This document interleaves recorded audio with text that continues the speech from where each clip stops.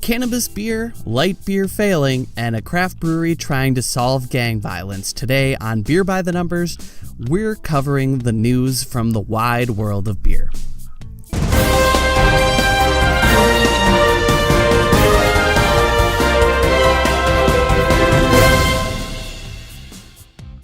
Hello beer nerds, this is Ryan with Beer by the Numbers with a beer industry update. Right around Halloween, we got word that Constellation Brands, the company that owns Corona Beer, had acquired a minority stake in the Canopy Growth Corporation, the world's largest cannabis producer. Canopy Growth confirmed in a press release that the two companies will collaborate to develop and market cannabis-based beverages, which they hope will be able to be sold as an adult-use product in markets where those products are legal.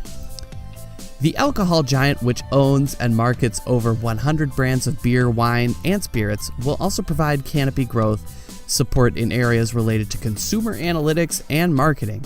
This is pretty crucial, especially in a political climate where governments around the world are trying to regulate how weed is branded and marketed, similar to the regulations that already exist around alcohol and tobacco. In addition, Canopy Growth can leverage the relationships Constellation brand has with liquor and tobacco control boards around the world to help ensure a quick entry to market. Constellation is clearly looking for first mover advantage when it comes to cannabis beverage brands. Beacon Securities analyst Vahan Ajamin wrote, "We view this international investment as a game changer for the sector.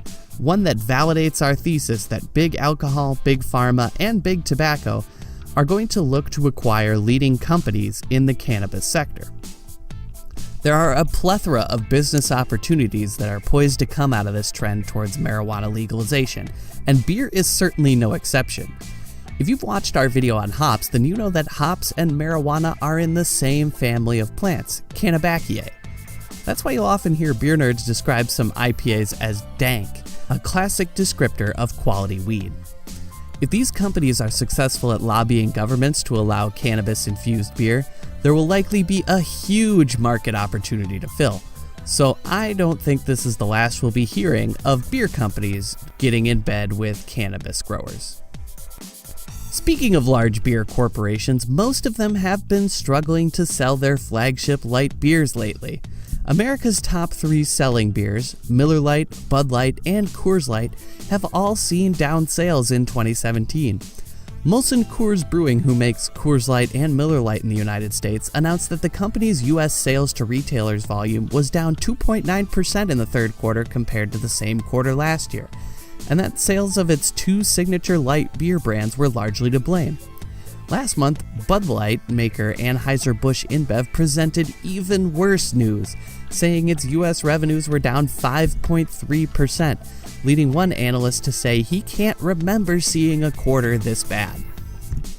According to Nielsen data from Beer Marketers Insights, sales of Bud Light, Coors Light, and Miller Lite are down 5.7%, 3.6%, and 1.6% respectively so far this year.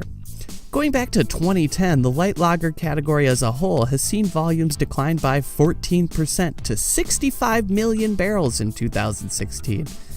Now, this might seem like a lot, but it's important to have some perspective here. According to the Brewers Association, the entire craft beer sector only produced 24.6 million barrels last year, meaning all of craft beer only produced about 40% of the light lager volume in the US. This consistent decline is indicative of a pretty dramatic change in the US beer market, though. Light beer has only been around a little over 40 years, with Miller Lite first debuting in 1975. It quickly became the dominant beer style in the US market. Seeing year-over-year declines of this style means it's pretty clear that craft beer is taking a strong and lasting hold in the American beer marketplace. This growth of craft beer feeds into our final story today. In Wilmington, Delaware, about 60 local gang members, including leaders of Wilmington's top gangs, gathered on the couches at tech company's Untapped's downtown office and watched a PowerPoint. Now, this wasn't some regular old investment pitch, but rather they were trying to sell them on the premise of building a better life through brewing. True Colors Brewing will be a 30,000 to 50,000 square foot brewery which will also include a small public tap room and tours, as well as a gym, daycare center, and recording studio for their employees. The plan is to hire about 100 people in a year and a half after it opens, from waiters and managers to brewers and canning line operators, all the way to finance and marketing staff. And they're pretty serious about offering these gang members a full life. The minimum salary is going to be $40,000 plus benefits. George Taylor is a serial entrepreneur and founder of the popular beer app Untappd, and he is spearheading this project after a drive-by shooting in his community killed a 16-year-old gang member, and it sparked his interest. He said, "In general, I would plan at least 90% of the team is going to be active gang members. Active just means you're still a member. There's a big misconception out there that being an active gang member means you do something illegal on a regular basis. It's not true." Taylor's goal seems to be to help young men before they do something that will land them behind bars for a long time. Local community leaders and the police department are supportive of the plan, as it's often difficult for the community to intervene prior to a crime being committed. So far, a dozen gang members are working full-time to help develop True Color's business plan, with many more to join before year's end. While one of the brewery's goals is to attempt to make an impact on the social end, the other is to become a viable business. The long-term plan, if the concept succeeds, is to expand to other cities, possibly to 7 to 9 states along the East Coast. I, for one, wish them great success with their plan, and if I ever take a trip to Delaware, you can bet I'm gonna stop in. So there you go, beer nerds. 3 great updates from the world of beer. What cool story about beer have you heard lately? Let me know in the comments section below, and I'll see you next time with more great beer content.